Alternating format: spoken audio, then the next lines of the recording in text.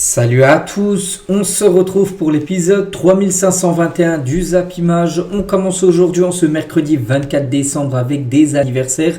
Et on commence tout d'abord avec le milieu de terrain argentin de Liverpool. Il s'agit de Alexis Mac Allister. Il fête aujourd'hui ses 27 ans. On lui souhaite bien sûr un bon anniversaire également à tous les autres joueurs là sur cette liste. On continue, on va parler maintenant de ce qui s'est passé hier soir. Et on commence tout d'abord en Angleterre. Il y avait une rencontre, les gars, c'était un quart de finale de Carabao Cup, donc de la Coupe de la Ligue anglaise entre Arsenal et Crystal Palace. C'était un derby, les deux clubs sont dans la ville de Londres.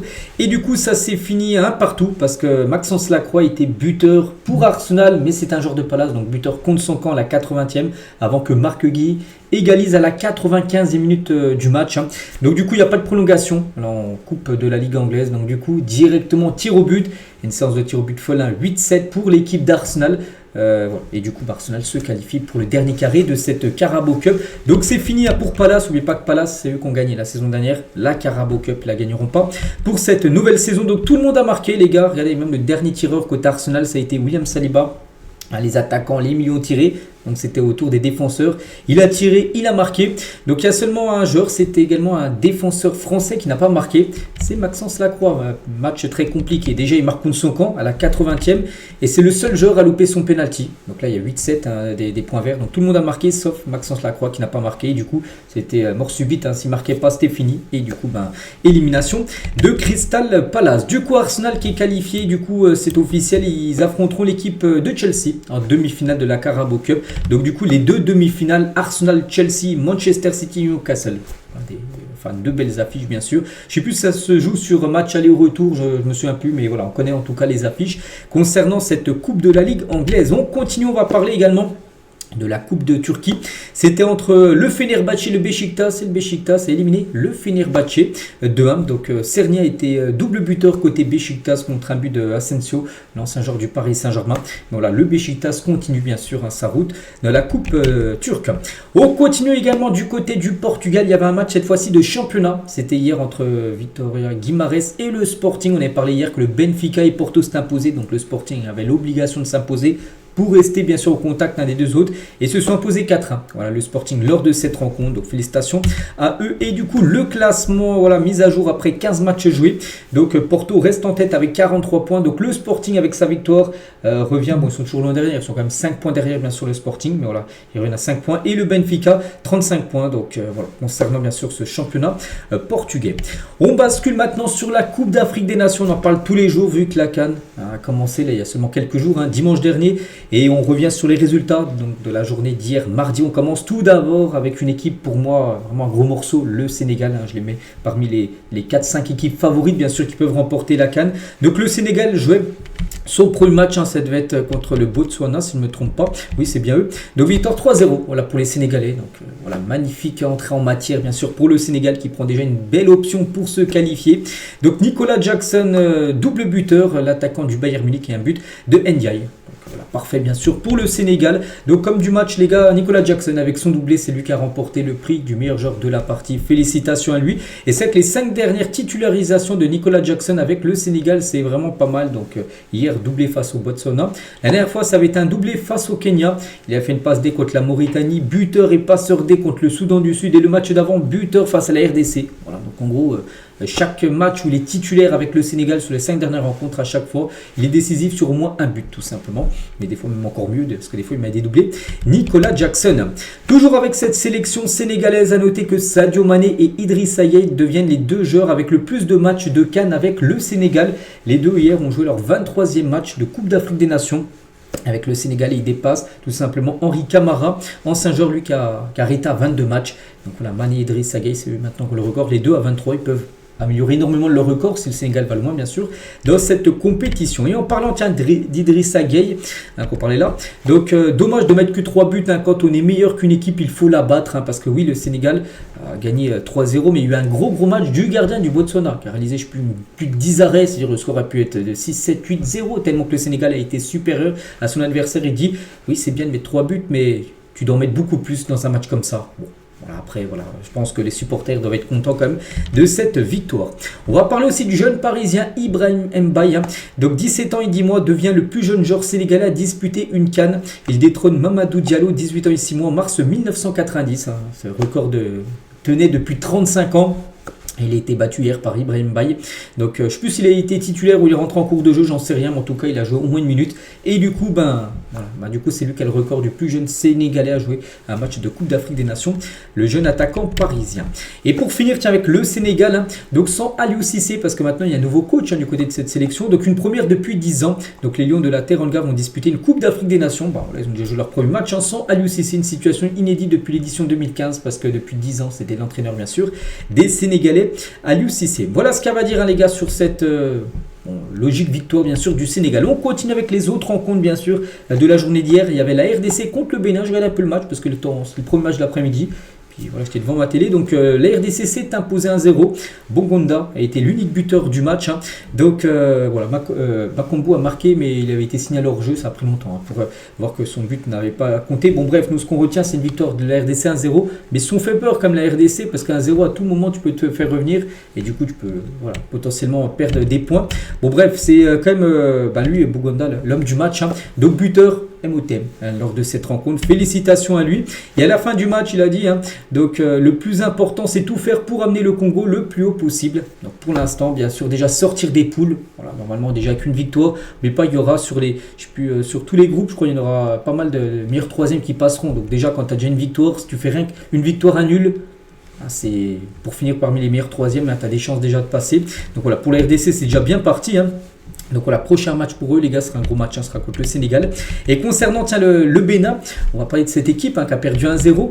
Mais regardez, il y a quand même un joueur de National 2 et un joueur de National 3. Donc National 2, les gars, c'est la 4e division française et un joueur de 5e division française qui ont été titulaires quand même lors de ce match. Le joueur de National 2, Saturnin Alakbé, donc c'est le gardien. Il joue à Chora en National 2. Et sinon, Jodel Dossou, donc c'est un joueur du pays de Valois en National 3. C'est comme bien 5e division française et les deux ont été titulaires avec le Bénin hier face à la RDC. Toujours sur ce match, les gars, notez que le Bénin aurait pu bénéficier d'un penalty à la suite d'une main de Chancel Mbamba dans la surface, mais le gros problème, parce que oui, ça a été un gros problème, la VAR ne fonctionnait plus. Parce que sinon, il y avait totalement main. Et donc, il y avait totalement, s'il y a main dans la surface, c'est penalty. On est d'accord. Et là, la VAR ne marchait plus. Donc, du coup, l'arbitre n'a pas pu aller revoir les images. Et du coup, le Bénin n'a pas pu bénéficier d'un penalty. Ils auraient imaginé marquer ce penalty, ça aurait pu faire un partout. Et ça aurait totalement changé, bien sûr, la donne de ce groupe. Et ce groupe D, du coup, le classement est assez simple. Le Sénégal et les RDC ont gagné. Les deux sont actuellement à 3 points. Donc, le Bénin et Botswana, 0 points. Donc, prochaine journée, les gars, Sénégal-RDC. Donc, s'il y a un vainqueur entre les deux, ça sera qualification. Avec 6 points, voilà, en plus, il y a pas mal de poules, où il y aura le meilleur troisième qui passe avec 6 points, tu es sûr d'être qualifié. Donc, voilà, concernant bien sûr ce groupe D. On continue avec un autre groupe, le groupe de la Tunisie. Donc les Tunisiens jouaient hier, c'était contre l'Ouganda et victoire 3-1 de la Tunisie. Donc avec un doublé de Achouri, tiens en parlant d'Achouri, c'est lui qui a été élu homme du match. Il joue du côté de Copenhague au Danemark et l'ailier de Copenhague a inscrit un doublé lors de cette rencontre. Donc une entrée parfaite bien sûr pour les Tunisiens. Il y avait également le Nigeria qui jouait contre la Tanzanie et le Nigeria s'est imposé 2-1 lors de cette rencontre avec un but de Ajayi et un but de Lookman contre un but de Mbonmoa côté tanzanien. Donc voilà, belle victoire du Nigeria bien sûr, qui prend aussi une belle option pour se qualifier bien sûr pour la suite de cette compétition. Et le premier buteur du match, Ajayi, a été élu homme du match. C'est lui qui a remporté le prix d'homme du match. À rappeler Iwobi, désolé, pourquoi? Parce qu'il a fait quand même 2 passes D. C'est lui qui a délivré les 2 passes D pour les 2 buteurs tout simplement du Nigeria. On continue, on va parler toujours de ce groupe C. Voilà, le classement, comme on a fait avec le groupe D. Donc le classement, donc vu que la Tunisie et le Nigeria se sont imposés, donc c'était le premier match, les deux sont en tête. Donc Tanzanie, Ouganda, 0 points. Donc voilà, concernant ce classement. Le programme aujourd'hui, grosse journée encore football du côté de la CAN avec 4 rencontres au programme. Tout d'abord à 13h30, le Burkina Faso contre la Guinée équatoriale. À 16h, les gars, ça sera l'entrée en lice de l'Algérie qui jouera contre le Soudan. À 18h30, la Côte d'Ivoire, équipe qui a gagné la dernière CAN, une équipe très attendue, jouera contre la Mozambique. Et à 21h ce soir, le Cameroun contre le Gabon. Voilà, c'est une grosse journée parce que là, il y a quand même des sacrées nations qui jouent aujourd'hui. Voilà, on fera le point, bien évidemment, demain sur tous les résultats bien sûr de cette compétition. Et concernant l'Algérie, on va parler peut-être du joueur le plus connu, ça reste quand même Riyad Mahrez. Et Mahrez répond aux critiques sur sa forme physique. Il a dit les critiques ça fait partie du foot, il y a toujours des gens qui critiquent, il y aura toujours des gens qui parleront en gros. Plus on prend de l'âge, plus on change de championnat, moins on joue dans les grandes équipes. Moi je ne fais pas attention à tout ça, je me concentre sur ce que je peux faire, sur ce que je peux donner à l'équipe. Et le plus important c'est de faire quelque chose en gros ensemble. Je pense qu'on a les capacités, les qualités, on a un super groupe, donc à nous de le montrer. Donc ça passe aujourd'hui par une victoire voilà, face au Soudan. C'est vrai que pour l'instant, tous les gros ont pratiquement gagné. Il n'y a pas eu de surprise, on va dire, par rapport à un gros qui a perdu des points face à un petit. Pour l'instant, il n'y a plus de surprise dans ce début de CAN. Les gros répondent présent. Donc là, par exemple, l'Algérie, la Côte d'Ivoire, même le Cameroun, parce que face au Gabon aussi cette série. Donc voilà, ces équipes-là, on verra s'ils assureront leur statut, on peut dire, de favori. Toujours tiens sur cette CAN, d'autres infos aussi. Tiens, on revient sur le match Égypte-Zimbabwe. Donc c'était, je crois, lundi soir cette rencontre. Où l'Égypte s'est imposée.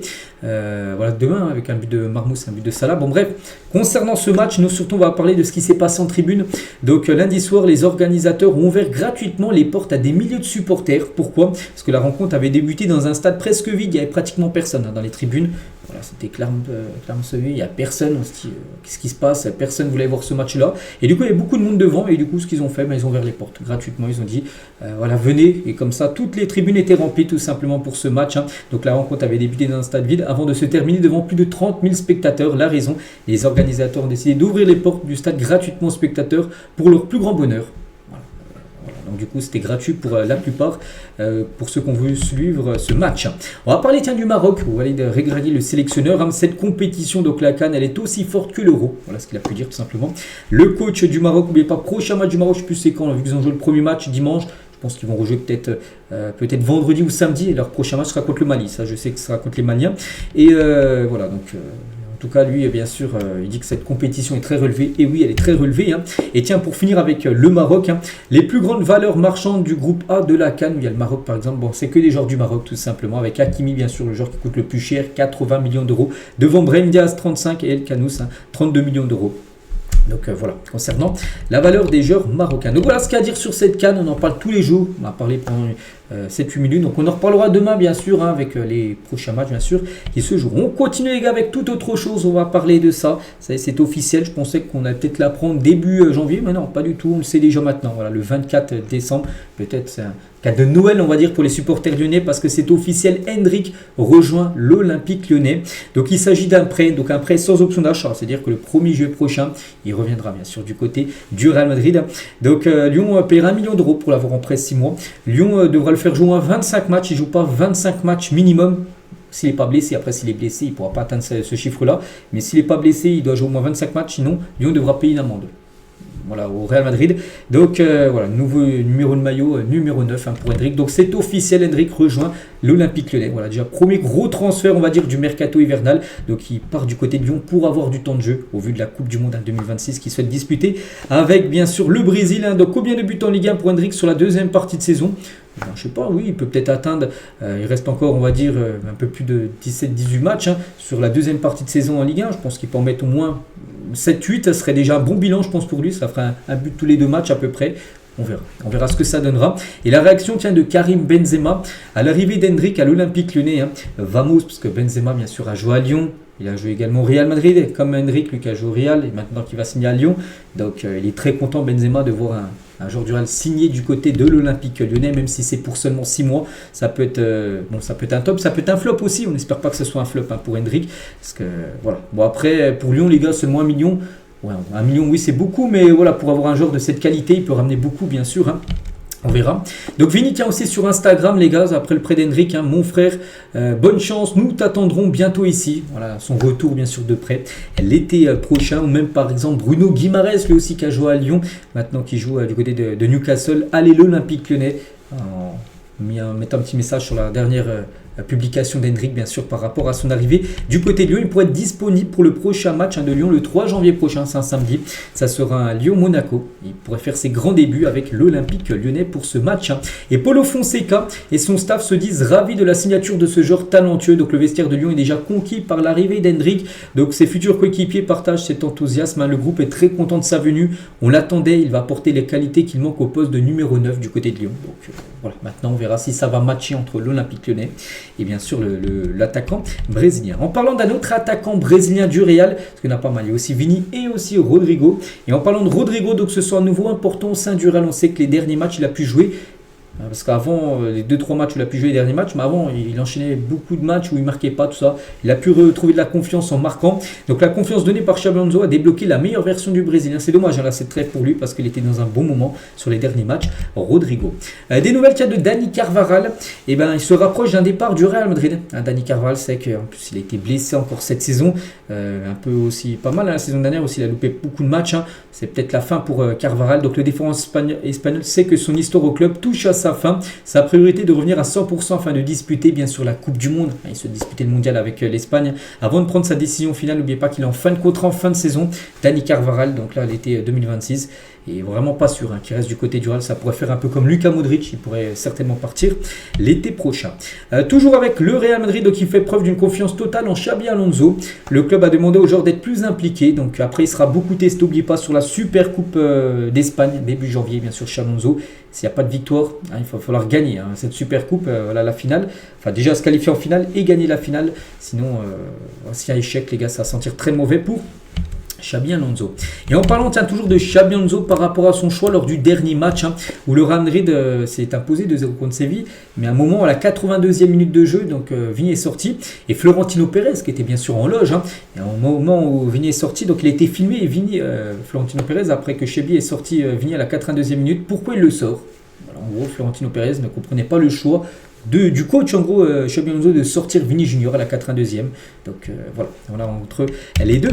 Et toujours avec le Real, donc Javier Tebas, donc le président de la Liga, donc il cherche totalement le Real Madrid, il désigne donc le madrilène. C'est le Real Madrid contre tout le monde, ce qui génère aujourd'hui la crispation, à mon avis. Ce n'est pas le FC Barcelone ni le reste des clubs en Espagne, c'est le Real Madrid contre tout le monde, c'est-à-dire contre Barcelone, contre les arbitres, contre tout. Voilà. Et en plus, je pense que cela se fait de manière erronée et incorrecte avec un récit qui n'est pas bon. Le récit consiste à faire croire que ce qui se passe aujourd'hui avec certaines erreurs arbitrales serait la conséquence de ce qui s'est produit en 2019 ou en 2017. On cherche à construire un discours selon lequel à l'heure actuelle les arbitres seraient conditionnés. C'est très dangereux parce que ce n'est pas le cas. Donc conditionnés, c'est-à-dire que les arbitres seraient, on va dire, payés pour prendre des décisions en faveur d'un club ou l'autre. Voilà. Donc ce récit est en train d'être construit, il provoque une crispation. Avec ce discours, on génère de la crispation tout le week-end à travers la télé du Real Madrid, parce qu'il y a une chaîne, la chaîne Real Madrid TV. Et eux, les gars, ils n'y vont pas dans la dentelle. Ils envoient dès qu'un arbitre fait une erreur. Ils s'embouquent toute la journée, les gars, sur les chaînes du Real Madrid. Ils montrent même des séquences sur la chaîne du Real, des séquences du FC Barcelone, les gars, des fois qui bénéficient de trucs de l'arbitre, en gros. Donc voilà, en gros, ils y vont, bien sûr. Et il dit ça, bien sûr, Javier Tebas.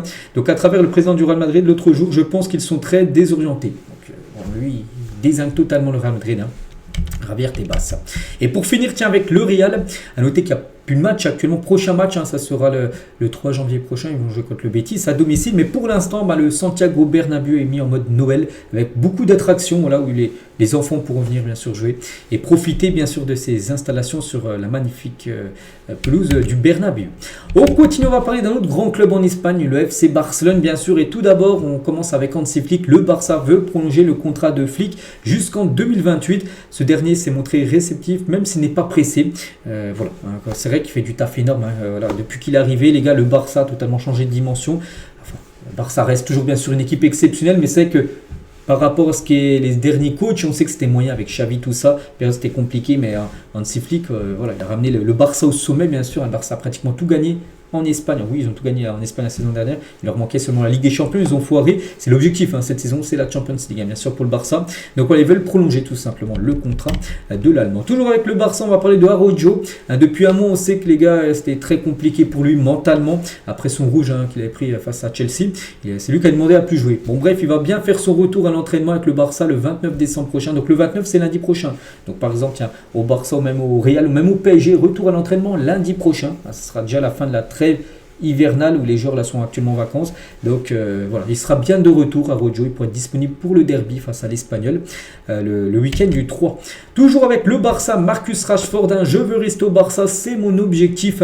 Mais ce n'est pas la raison pour laquelle je m'entraîne dur et je donne tout. L'objectif est de gagner. Barcelone est un club immense et magnifique, donc bâti pour gagner des titres. Parce que lui, n'oubliez pas, il est prêté par Manchester United qui l'a prêté au Barça. Donc lui, son objectif, il le dit, c'est de rester au Barça. Il souhaite continuer au Barça. Après, ça passera par des bonnes performances. Pour l'instant, les gars, c'est que si on fait le bilan, on va dire 6 mois après son arrivée. Pour l'instant, c'est pas mal, hein, comme ce qu'il a pu montrer. S'il continue à avoir le même rendement qu'il a pu avoir sur cette première partie de saison, on pense que le Barça pourrait officiellement lever l'option d'achat de 30 millions d'euros et garder, on va dire, Marcus Rashford. Des nouvelles de Lewandowski, donc lui en fin de contrat, en fin de saison, donc lui il est prêt à rester au Barça avec un salaire moindre et un rôle moins important, c'est-à-dire beaucoup moins joué, demander moins d'argent, mais rester au FC Barcelone. Il souhaite rester du côté de cette équipe. Il veut jouer le rôle de modèle et de mentor pour le groupe, un peu le rôle de grand frère, parce qu'il a quand même 38 ans, puis on sait qu'au Barça il y a beaucoup de joueurs qui n'ont même pas 20 ans, donc il aimerait avoir ce joueur-là pour amener de l'expérience en mode grand frère avec tous les nouveaux jeunes joueurs du côté du club. Toujours avec cette équipe Barça, donc on a regroupé les infos comme on a pu faire avec le Real juste avant. On va parler aussi de Juan Garcia, qui est très bon. Juan Garcia, on sait que c'est un top gardien. Il est quasiment exclu de la Roja pour la Coupe du Monde 2026, parce que Luis de la Fuente, il a déjà son trio de gardiens pour la Coupe du Monde. Donc Unai Simon, qui est le gardien numéro 1 de l'Espagne, il y a David Raya numéro 2 et Remiro numéro 3. Voilà, donc c'est à dire que tu amènes 3 gardiens à la Coupe du Monde, tu peux en amener 10. Voilà, donc ça veut dire que Juan Garcia devrait ne pas jouer la Coupe du Monde. S'il n'y a pas un de ces gardiens-là qui est en méforme ou blessé, il regardera la Coupe du Monde chez lui, tout simplement, le gardien du FC Barcelone. Pourtant, il mériterait d'être au moins dans le groupe au vu de ses dernières performances. Toujours avec le FC Barcelone, donc lui devrait être à la Coupe du Monde s'il n'y a pas de blessure, c'est bien sûr Lamine Yamal. Et il a sorti une vidéo YouTube. Lamine Yamal est youtubeur. Voilà. Donc, bref, en gros, première vidéo, il a présenté sa maison, sa villa. Et un coup, il passe devant la chose la plus importante chez lui. Il dit le ballon avec lequel j'ai marqué contre la France est la chose la plus précieuse chez moi. Pourtant, regardez, il y a plein de trophées, des vainqueurs de matchs de Ligue des Champions, tout ça. Mais il dit que ce ballon-là, c'est en gros le ballon où il avait marqué. Il avait égalisé contre l'équipe de France en demi-finale de l'Euro. Souvenez-vous, une pleine lucarne. Donc c'est la chose la plus importante et la plus précieuse chez lui. On va parler cette fois-ci du Paris Saint-Germain. Et le PSG a transmis une offre de prolongation de contrat à Maïlu et Bradley Barcola. Donc les deux, Paris voudrait les prolonger. Les deux, Barcola et Maïlu, on verra ce que va décider les deux. Donc on pense que les deux, qui se plaisent très bien à Paris, devraient bien sûr continuer l'aventure. Et des nouvelles aussi de Quentin Jantou, qui s'était blessé lors du match de Coupe de France. C'était samedi dernier. Donc il est écarté plusieurs semaines, de toucher aux ischio-jambiers. Donc c'est derrière la cuisse, du 32e de finale de Coupe de France face à Fontenay. Le jeune milieu offensif sera indisponible entre 6 et 8 semaines et ne devrait pas revenir avant février. Un coup dur pour le PSG. Oui, bon, c'était pas un titulaire, mais c'est un joueur qui a quand même pas mal de temps de jeu, Quentin Jantou. Donc, on lui souhaite un très bon rétablissement. Il va louper tout le gros programme du mois de janvier où il y a Marseille, il y a 2 fois le Paris FC, il y a le Sporting, il y a Newcastle pour Paris, il y a un PSG Lille également, ou même un Agia PSG. Voilà, j'ai tout le programme du PSG en tête. Donc, il va louper tous ces matchs-là, tout simplement, Quentin Jantou. On continue les gars avec un transfert officiel. Tiens, tout à l'heure on a parlé de celui d'Hendrick, mais il y en a un autre les gars, un autre aussi qui arrive en Ligue 1 et à Lens. C'est officiel, c'est le Malien Amadou Eidara s'engage avec le Racing Club de Lens. Il arrive, je crois, en provenance du RB Leipzig, si je ne me trompe pas. Donc le transfert s'élève à 3 millions d'euros, bonus inclus. Voilà, donc ça c'est fait. Donc il arrivera après la CAN. Je crois qu'actuellement il est avec avec le Mali pour jouer la Coupe d'Afrique des Nations. Donc dès que ça sera fini, il arrivera à Lens. Donc vidéo de présentation inspirée de l'univers Stranker Vigne. Donc comme d'habitude, Lens, les gars, à chaque fois qu'ils présentent des joueurs, ils font des petites vidéos, voilà, à chaque fois c'est top. Le dernier coup, l'été dernier, c'était avec Simpson. Donc là, peut-être par rapport aux recrues qu'ils feront là pour le mois de janvier. La première, c'est avec la série Stranger Things. Une bonne série. On continue les gars, on va parler d'Ansu Fati. Et l'AS Monaco ne veut déjà plus d'Ansu Fati d'après Roma Molina. N'oubliez pas qu'il est arrivé l'été dernier. En gros, il y avait une option d'achat de, je crois, pas cher, énormément, 15 millions d'euros. Bon, 15 millions d'euros, oui, pour nous, c'est énorme. Mais bien sûr, pour un club comme Monaco, 15 millions d'euros, c'est pas non plus... voilà. Ils peuvent bien sûr le payer, mais... ils sont pas très chauds, donc on ne sait même pas s'il va finir la saison. Du côté de Monaco, il peut peut-être avoir son contrat résilié en janvier puis repartir en prêt dans un autre club. Donc voilà, toujours galère, on va dire. Voilà, Ansu Fati, c'est dommage. Claudio Echeverri à Gérone Erwigo, donc prêt jusqu'à la fin de saison sans option d'achat. Donc lui de base, les gars, il appartient à Manchester City. Donc City l'été dernier, il l'achète et le prêt directement au Bayer Leverkusen pendant 1 an. Voilà, donc là le problème c'est que ça fait 6 mois. Pourquoi il arrête à Leverkusen? Parce que il joue pas beaucoup et du coup le joueur a envie de jouer. Du coup prêt cassé, il devrait être de nouveau reprêté, mais cette fois-ci à Girona. N'oubliez pas que City et Girona en plus je crois ils ont le même propriétaire. Ils font partie du City Group, donc il va aller jouer en Espagne. Claudio Echeverri. Des nouvelles de Kai Havertz, ça c'est plutôt une bonne nouvelle pour Arsenal les gars. Il est de retour à l'entraînement avec les Gunners. Ça c'est une bonne nouvelle. En vue là, tu as du Boxing Day de la deuxième partie de saison. Kai Havertz qui est blessé depuis de nombreuses semaines, peut-être même nombreux mois, je ne sais plus combien de temps exactement il n'était pas là, mais ça faisait longtemps. Et bien il est de retour à l'entraînement, donc Voilà, bientôt de retour à la compétition. On va parler d'Antoine Semenyo. Il a fait son choix et on peut voir c'est quel choix qu'il a choisi. Voilà, on peut voir Pep Guardiola avec les cuissons de City. C'est Manchester City. L'ailier ghanéen a tranché malgré l'intérêt de Manchester United et aussi de Liverpool qui était aussi intéressé. Semenyo a donné son feu vert aux Sky Blues qui devrait finaliser les démarches officielles dans les prochains jours. Regardez ce qu'il le dit, c'est Fabrizio Romano. S'il dit ça, on sait qu'on aime bien regarder ce que dit Fabrizio Romano. Il dit que voilà, Semenyo devrait rejoindre Manchester City. Voilà, donc on parle d'un transfert qui pourrait dépasser les 70 millions d'euros minimum. Peut-être avec des bonus, ça pourrait monter un peu plus. Donc il a le choix. De toute façon, on savait qu'il avait quitté Bournemouth, donc il a le choix entre les deux Manchester ou même Liverpool. Donc ça devrait être City. Voilà, donc il a les 3 dossiers, les 3 contrats, c'est à lui de choisir. Il préfère Manchester City. Antoine Semenyo. On va parler de l'Atlético Madrid veut prolonger Diego Simeone au-delà de 2027. Il est toujours considéré comme l'homme de la situation pour diriger le projet sur le long terme. Donc déjà, ça fait plus, je crois, 10 ans qu'il est du côté de l'Atlético. Malgré que l'Atlético continue quand même à enchaîner des saisons blanches. Parce que oui, l'Atlético, ils veulent continuer avec Diego Simeone, mais pour l'instant, on sait comment ça joue. L'Atlético, bien sûr, on sait leur façon de jouer, on sait la patte qu'il a amenée, mais ça manque quand même de trophées du côté de l'Atlético. Oui, il avait remporté une Liga, je crois, en 2020, mais c'est quand même très peu en 10 ans, une Liga seulement remportée. Je ne sais même pas si on a remporté la Coupe du Roi ou quelque chose d'autre. Mais en tout cas, c'est l'homme de la situation du côté des Colchoneros. C'est comme l'un des entraîneurs les mieux payés au monde. Et puis on pense avec sa peut-être prolongation de contrat, il pourrait peut-être encore renégocier son salaire en l'augmentant. En parlant d'un autre entraîneur, les gars, on va parler de Arne Slot, le coach de Liverpool, et n'a pas été tendre envers le défenseur de Tottenham, Vicky Van de Ven, responsable de la blessure d'Alexander Isak. Donc Isak blessé, fracture du péroné. Il s'est fait opérer. Il est absent, on ne sait même pas s'il rejouera cette saison, peut-être vraiment les derniers matchs de la saison. Donc si vous faites ce tag 10 fois, le tag de Van de Ven, il y aura à chaque fois de bonnes chances que le joueur se baisse gravement. Il a complètement cisaillé tout simplement le joueur de Liverpool. Donc il a dit c'est tellement dommage qu'il se soit blessé, il va être absent pendant plusieurs mois. C'est une grande déception pour lui et par conséquent pour nous, pour Liverpool. Tout le monde savait qu'il allait avoir besoin de temps. C'est pourquoi c'est tellement dommage qu'il se soit blessé. Nous avons tous vu avec son but contre West Ham, avec son but contre Tottenham, qu'il se rapprochait de plus en plus du joueur qu'il était la saison dernière à Newcastle. Le problème c'est que voilà, cette blessure les gars fait tâche. Et du coup c'est qu'Isaac les gars, si par exemple il ne rejoue pas cette saison, ça va être une saison très compliquée. Lui qui avait sorti une saison dernière exceptionnelle à Newcastle, parce que déjà il avait très peu marqué, même très peu joué avec Liverpool, puis il a peut-être une blessure qui va l'empêcher de jouer jusqu'à la fin de la saison. On continue avec l'Olympique de Marseille et pas moins de 4 joueurs sont poussés vers la sortie à l'OM cet hiver. Donc Ruben Blanco, c'est un gardien, Paul Lirola, Ulysse Garcia et Nel Mopai. Donc ces 4 joueurs là, si une belle offre arrive, ils partiront. Marseille les fera partir. Et notez que 2 autres joueurs également pourraient partir, Egan Relais, qui arrivait l'été dernier de Burnley, et Angel Gomez, qui arrivait libre en provenance de Lille, ne sont pas non plus à l'abri d'un départ. Voilà, en gros, si tout le monde part, ça pourrait faire 6 départs de l'Olympique de Marseille. Bon, on pense que Marseille, s'il y a 6 départs, ils recruteront bien sûr pour compenser les joueurs qui sont partis. Et l'OM tient en tout cas par rapport à Daryl Bakola, un tout jeune joueur, et en tout cas ils veulent le prolonger à tout prix. Donc Chelsea, Arsenal, Newcastle sont à l'affût concernant les jeunes Marseillais.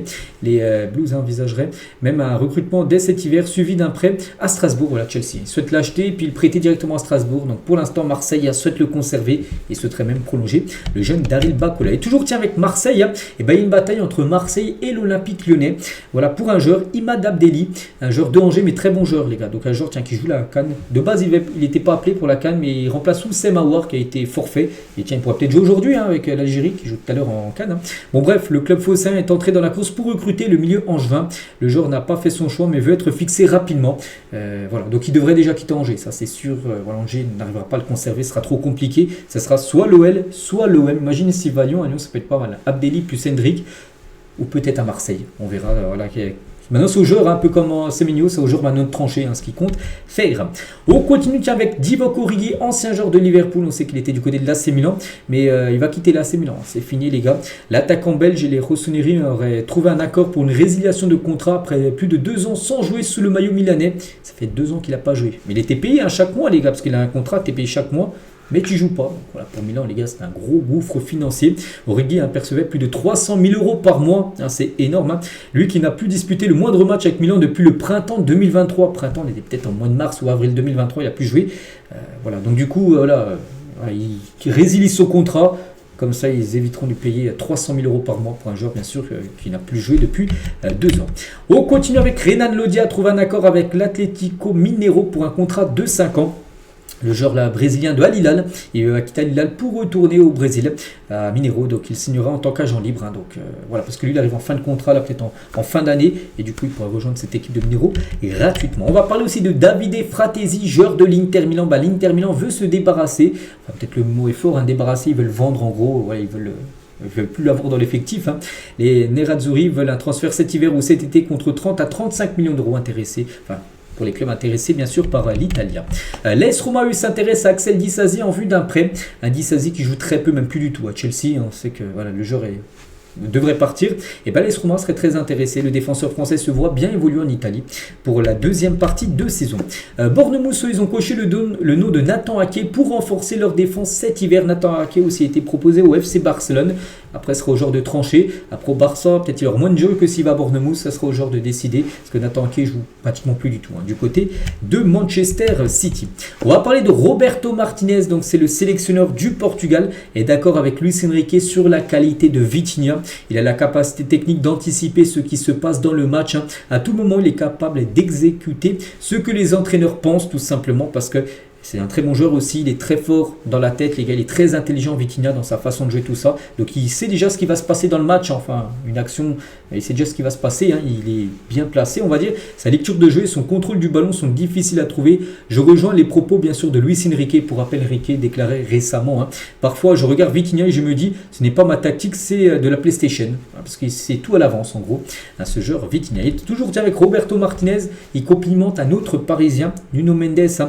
Je n'ai jamais vu un arrière-gauche aussi bon dans autant de domaines différents. C'est celui qui a le plus grand registre. Hein. Quand on parle d'un arrière-gauche, on attend de lui qu'il soit rapide, qu'il récupère des ballons, qu'il défende en 1 contre 1 et qu'il soit bon dans les airs. Nuno peut jouer vers l'extérieur ou l'intérieur. Il peut être plus qu'un arrière latéral. Il sait arriver dans la surface. Il peut jouer en tant que 3e défenseur central. Il peut jouer aussi en tant qu'ailier gauche. Il peut jouer un peu partout, en gros. Nuno Mendes, et on finit avec lui aujourd'hui. Donc voilà les gars, ce qu'il y avait à dire. J'espère que ça vous a plu. Donc on se retrouve nous demain les gars. Donc demain c'est jour de Noël. J'essaierai bien sûr de vous sortir une vidéo. Voilà, on parlera bien sûr de tout ce qu'il y a à dire sur le gros programme aujourd'hui foot. Hein, parce que vous savez qu'aujourd'hui, il y a pas mal de matchs hein, du côté de la CAN. Allez, moi je vous laisse les gars. Je vous souhaite une bonne journée. Bon réveillon pour ceux qui fêtent le réveillon ce soir. Puis à demain.